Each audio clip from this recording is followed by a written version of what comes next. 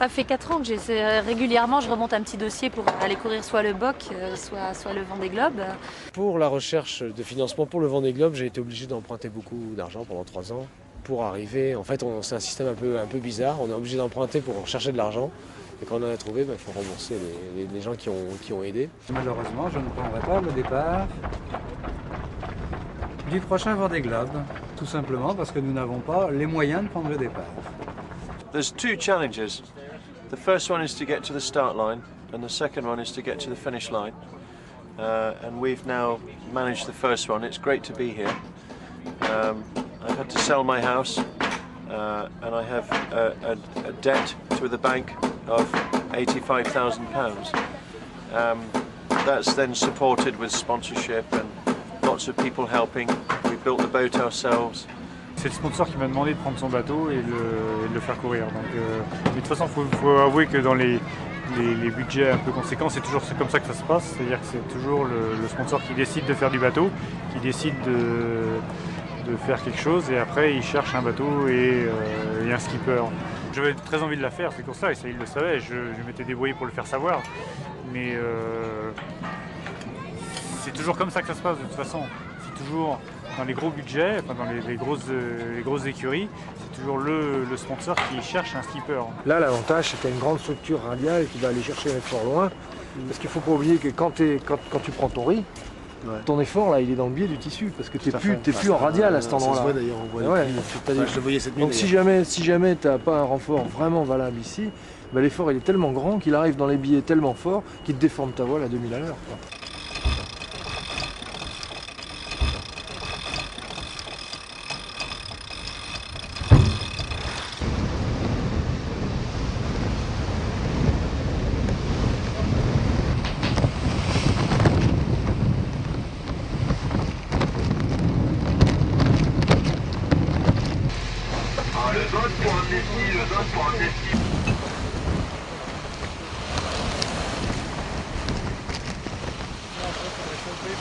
Je passe en général à peu près 6 heures par jour à la table à cartes.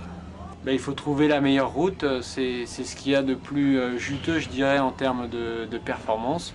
Entre un bateau qui est scotché dans le petit temps et un bateau qui marche à 15 nœuds, il n'y a pas photo, il y a une grosse différence. Je barre souvent dans le sud, pour me faire plaisir. Quand il y a un petit peu de vagues et que j'ai envie d'aller un peu plus vite. On peut mettre un petit peu plus de toile, dérouler un petit peu plus les voiles d'avant. Et puis on a un meilleur contrôle du bateau. Puis c'est aussi pour se faire plaisir, je crois. Parce que naviguer, c'est quand même un petit peu barrer de temps en temps, sentir un peu les réactions du bateau et soulager un petit peu les pilotes automatiques pendant quelques heures. Et puis voir comment est la barre, la douceur de la barre. Donc moi j'aime bien de temps en temps reprendre la barre et puis voir à peu près où on en est. Ça m'expose plus, mais bon, on est en mer et donc moi j'aime bien me faire mouiller un petit peu de temps en temps. Donc si tu veux, on fait une trousse de base qui est identique pour tout le monde, et ensuite en fonction de tes particularités médicales. Ouais, j'ai pas de maladie moi. Non, t'as pas de maladie. Pas que j'ai encore l'appendicite. Ouais, c'est ça, donc c'est quand même une particularité. Et j'espère que mes dents vont pas m'emmerder. Voilà, donc on te rajoute quand même un antibiotique en plus. Si tu as une fracture, tu as des attelles en résine qui sont rigides. C'est-à-dire que tu pars de cette bande et quand c'est fait, ça te donne ça. Ouais. Tu vas me donner ton bras, me prêter ton bras. Je le laisse.